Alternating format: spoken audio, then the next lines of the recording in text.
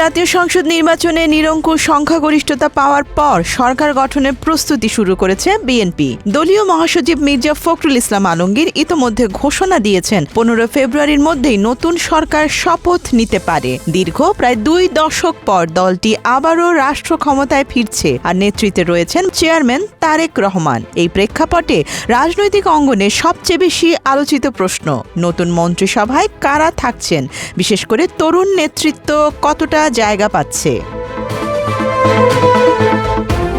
দলীয় অভ্যন্তরীণ আলোচনা ও বিভিন্ন পর্যায়ের কথাবার্তায় ইঙ্গিত মিলছে এবারের মন্ত্রিসভায় একটি কৌশলগত ভারসাম্য আনার চেষ্টা থাকবে। সিনিয়র নেতাদের অভিজ্ঞতা ও দীর্ঘ রাজনৈতিক সংগ্রামের মূল্যায়ন যেমন থাকবে, তেমনি প্রশাসন ও নীতি নির্ধারণে তুলনামূলক তরুণ, শিক্ষিত ও আন্তর্জাতিক অভিজ্ঞতা সম্পন্ন নেতাদের এগিয়ে আনার পরিকল্পনাও রয়েছে। বিএনপি চাইছে নিজেদের একটি নতুন প্রজন্মমুখী দল হিসেবে তুলে ধরতে, যারা প্রযুক্তি, অর্থনীতি, বৈদেশিক সম্পর্ক ও সুশাসনের মতো খাতে আধুনিক দৃষ্টিভঙ্গি নিয়ে কাজ করবে।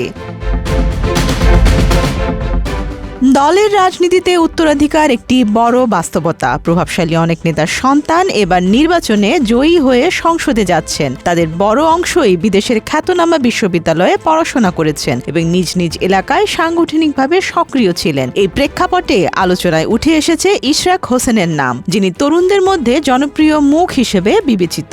একইভাবে হুম্মাম কাদের চৌধুরী ও মীর মোহাম্মদ হেলাল উদ্দিনের নামও শোনা যাচ্ছে সম্ভাব্য মন্ত্রী হিসেবে। তরুণ প্রজন্মের নারী নেতৃত্বের মধ্যে শামা ওবায়েদ ইসলামকে গুরুত্বপূর্ণ দায়িত্বে দেখা যেতে পারে, বিশেষ করে নারী ও শিশু বিষয়ক শিক্ষা কিংবা সামাজিক উন্নয়ন সংশ্লিষ্ট কোনো মন্ত্রণালয়ে। এছাড়া নওশাদ জমির, মিশকাতুল ইসলাম চৌধুরী, এম মঞ্জুরুল করিম রনি, অনিন্দ ইসলাম অমিত, নায়াব ইউসুফ আহমেদ, আফরোজা খানম রীতা এবং ফারজানা শারমিন পুতুলের নামও বিভিন্ন পর্যায়ে আলোচনায় এসেছে। এদেরকেও তথ্য প্রযুক্তি, যুব ও ক্রীড়া, স্থানীয় সরকার, সংস্কৃতি কিংবা সামাজিক কল্যাণের মতো খাতে দায়িত্বে পেতে পারেন এমন গুঞ্জন রয়েছে। তবে উত্তরাধিকার ভিত্তিক রাজনীতির বাইরে থেকেও কয়েকজন তরুণ নেতা আলোচনায় আছেন, যারা মাঠের রাজনীতি ও পেশাগত দক্ষতার কারণে বিবেচনায় আসতে পারেন। যেমন কায়সার কামাল ও সুলতান সালাউদ্দিন টুকু দীর্ঘদিন সংগঠনে সক্রিয় থেকে নেতৃত্বের অভিজ্ঞতা অর্জন করেছেন। অর্থনীতি ও নীতি নির্ধারণী বিষয়ে দক্ষতার কারণে হুমায়ুন কবিরের নামও শোনা যাচ্ছে, বিশেষ করে পররাষ্ট্র বা নীতি নির্ধারণী খাতে। একই সঙ্গে ববি হাজ্জাজ, এস এম জাহাঙ্গীর হোসেন, শেখ রবিউল আলম, নুরুল হক নূর, আন্দালিব রহমান পার্থ এবং রাজীব আহসানের মতো নেতারাও আলোচনায় রয়েছেন সম্ভাব্য মন্ত্রী তালিকায়।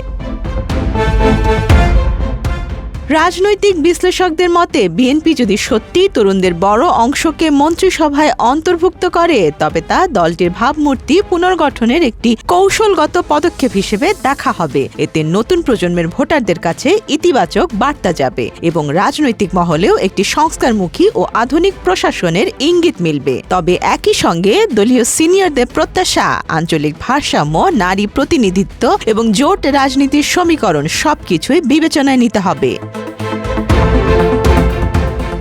সব মিলিয়ে এখনো চূড়ান্ত তালিকা ঘোষণা হয়নি। বিভিন্ন নাম ঘুরে বেড়ালেও এগুলো মূলত দলীয় সূত্র ও রাজনৈতিক অঙ্গনের আলোচনার ভিত্তিতে তৈরি সম্ভাব্য চিত্র। শপথের দিনই স্পষ্ট হবে তরুণদের হাতে কতটা দায়িত্ব তুলে দিচ্ছে বিএনপি এবং কী ধরনের মিশ্রণে গঠিত হচ্ছে নতুন মন্ত্রিসভা।